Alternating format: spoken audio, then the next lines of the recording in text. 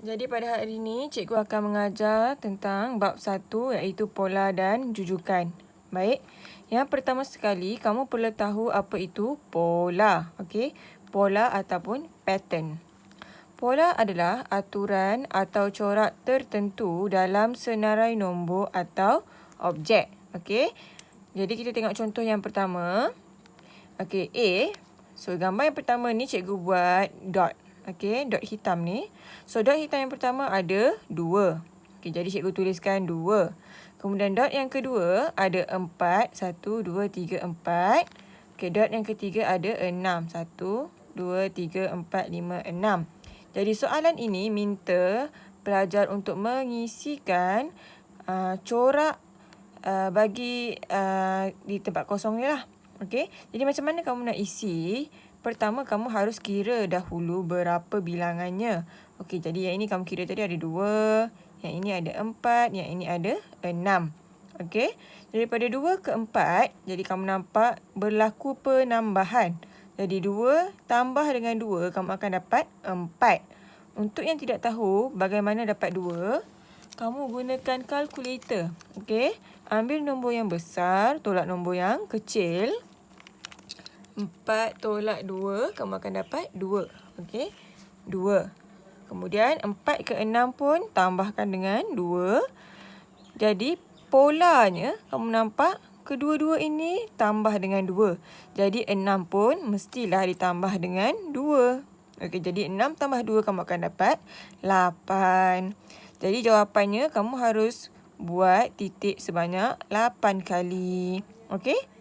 Jadi pola ini pun harus ditulis menambah 2 titik, okey, kepada corak sebelumnya.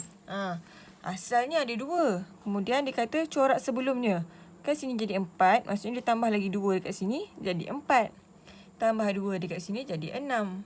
Tambah 2 dekat sini jadi 8. Okey. Itu kalau diberikan corak. Jika diberikan nombor, okey, urutan nombor. Jadi A, urutan nombor yang diberikan adalah 81, 27, 9, 3. Okey, jadi kamu tengok turutannya daripada besar menjadi kecil. Okey, jadi dia adalah turutan menurun. Okey, ini yang perlu kamu ingat. Syaratnya, jika aturan nombor itu menurun, jadi operasi yang terlibat di sini sama ada tolak ataupun bahagi. Okey? Kalau aturannya menaik, tambah atau darab. Okey, jadi kita cuba kalau tolak. Cuba kalau kita buat 81 tolak 27. Okey, gunakan kalkulator masing-masing. Okey? Dan kamu akan dapat 54. Okey, jadi dia kata sini, kalau 54, adakah 81 tolak 54 dapat 27? Kemudian kalau 27, tolak lagi dengan 54, dapat negatif 27. Tapi dekat sini nombornya 9. Jadi, tolak tidak boleh digunakan. Okey, jadi kita gunakan bahagi. Okey, kita buat 81 tolak 27. Bahagi 27. Kamu akan dapat 3. Okey, jadi 81 bahagi 3 dapat 27. Cuba pula 27 bahagi juga dengan 3. Dapat 9. Okey, jadi betul lah polanya bahagi dengan 3. 9 bahagi 3 dapat 3. Okey, jadi jawapan kamu harus ditulis dengan cara pola sama dengan membahagi nombor sebelumnya dengan 3. Okey? Okey, seterusnya kita lihat pula pola bagi pelbagai set nombor. Okey, jika melibatkan nombor genap dan juga nombor ganjil. Contoh ya, cikgu berikan. Diberi urutan nombor 4, 9, 14 dan 19. Okey, ini dia punya soalan lah. Okey. So, daripada soalan ini, kamu perlu mengenal pasti yang mana satu adalah nombor genap, yang mana satu adalah nombor ganjil. Nombor genap ini adalah nombor 2, 4, 6, 8, 10 dan sebagainya. Nombor ganjil 1, 3, 5, 7, 9 dan seterusnya. Okey. So dekat sini nombor genapnya adalah 4, 14. Okey, ada dua saja, 4 dan 14. Nombor ganjil 9, 19. Okey. Dan kita cuba tengok apakah pola bagi urutan nombor ini. Kita tengok urutan pola untuk nombor genap dulu. 4 ke 14. Okey, 4 ke 14. Awak tengok urutannya menaik betul? So kalau menaik, cuba kita tambahkan. Okey. Maksudnya berlaku penambahan. Maksudnya 4 tambah dengan 10 dapat 14. Okey. Kalau nombor ganjil 9 jadi 19. Jadi nombor kecil jadi nombor besar. Maksudnya tambah. Okey, 9 tambah 10 dapat 19. Okey. Jika 14 ni tadi, kita tambah juga dengan 10. Sebab pola yang pertama tadi tambah 10. Kita pun buat tambah 10 juga. Jadi 14 tambah 10. Okey, 14 tambah 10. Awak akan dapat 24. So, tulis 24. Okey, sama juga yang di bawah. 19 tambah dengan 10 sebab kita ikut yang belakang tadi tambah 10. So, 19 tambah 10 dapat 29. Okey, jadi nombor ganjil diperoleh dengan menambah 10 kepada nombor sebelumnya. Nombor genap diperoleh dengan menambah 10 kepada nombor sebelumnya juga. Okey, so terpulanglah sama ada dia menambah 10 ke, menolak ke, terpulang kepada urutan nombor di dalam soalan. Okey, sekarang kita cuba tengok kalau soalan berikan corak ataupun bentuk. Okey, so tengok yang pertama ni, dia suruh buat apa? Lakar corak seterusnya di tempat kosong. Okey, so yang pertama ni dia bagi gambar segitiga. Kemudian gambar sisi 4. Kan? Okey, jadi apa yang kita nak isikan dekat tempat kosong ni? Apa yang menyebabkan ada persamaan pola antara ketiga-tiga gambar ini? Okey, ini sebenarnya belum diisi lah. Okey, jadi ini ada 3 sisi. So, awak tulis 3. Yang ini ada 1, 2, 3, 4. So, tulis 4. Yang ini ada berapa? 1, 2, 3, 4, 5. So, tulis 5. Okey, cuba tengok turutannya. 3 tambah 1 dapat 4. 4 tambah 1 dapat 5. Okey. So, kalau sini tambah 1, sini tambah 1, maksudnya dekat sini pun awak kena tambahkan dengan 1. 5 tambah 1 dapat 6. 6 tambah 1 dapat 7. Jadi, awak perlu melukis bentuk yang mempunyai 6 sisi. Okey, tak semestinya bentuknya macam ni lah. Boleh jadi pelbagai bentuk dengan syarat sisinya ada 6. Okey, sama juga dengan 7. Okey. Baik, yang seterusnya kita akan tengok apa itu segitiga Pascal ataupun dalam bahasa Inggerisnya Pascal's Triangle. Okey, so segitiga bentuknya segitiga macam ni lah. Okey, jadi segitiga ini akan bermula dengan nombor 1. Okey, di puncak ini ada 1. Dia mesti 1. Baris kedua ialah 1, 1. Okey. So, yang pertama tadi kita letak 1. Baris yang nombor 2 ni kita letak 1, 1. Dan semua baris yang dekat bawah yang akan datang nanti ni, semua baris akan bermula. Okey. We'll start with 1 and then berakhir means will end with 1 juga. Mula 1, akhir 1. Okey. So, dalam segitiga Pascal ni kita ada 2 kaedah lah. Okey. Untuk melihat dia punya pola. Okey, kaedah yang pertama. So, dekat sini dia bagi 1, sini pun 1. Okey. Ini adalah yang tetap lah. Yang dekat atas ni. Okey. Yang pertama tadi kita kata apa? Baris bermula dengan 1. So, kita letak 1 sini, 1 sini. Okey, nombor 2 ini diperoleh daripada 1 tambah 1 dapat 2. Okey. Kemudian tulis 1 di depan, 1 di belakang. Okey, 1 tambah 2 dapat 3. 2 tambah 1 dapat 3. Okey, selesai baris ini. Sambung di baris yang terakhir, awak letakkan 1 di permulaan dan 1 di akhirnya. Okey, kita nak letak nombor 4 ni datang dari mana sebenarnya? 1 tambah 3 dapat 4. 3 tambah 3 dapat 6. 3 tambah 1 dapat 4. Okey.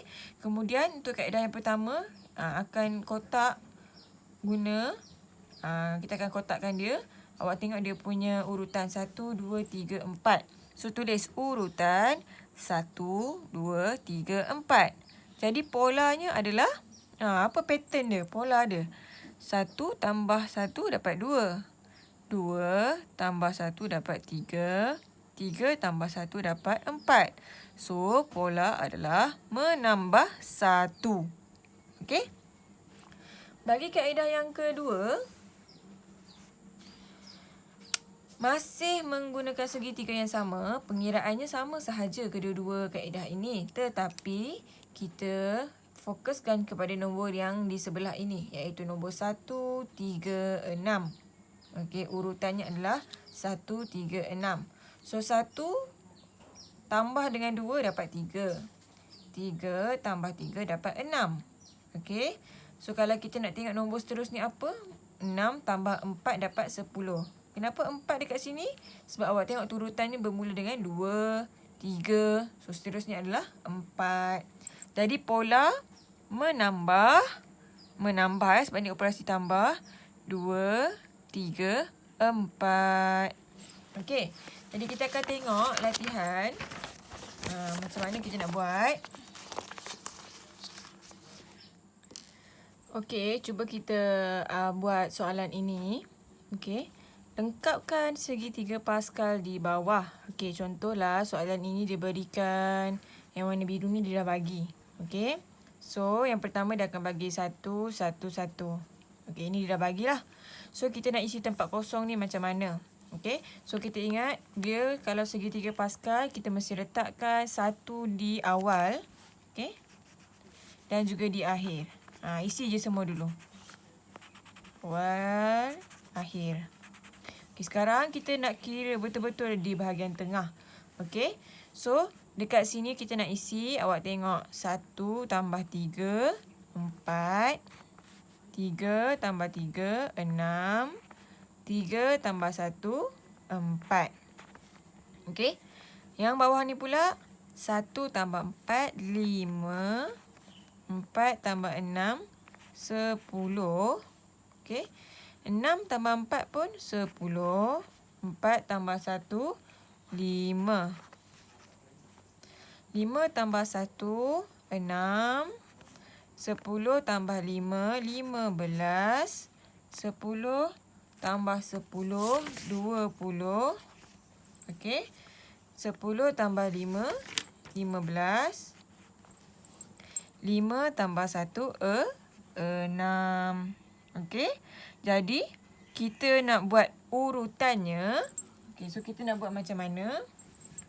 So, katakanlah cikgu buat kotak dekat sini. Cikgu ambil yang ni. So, tengok urutannya bermula daripada 1 kan? Okey, so tulis urutan. Okey. 1,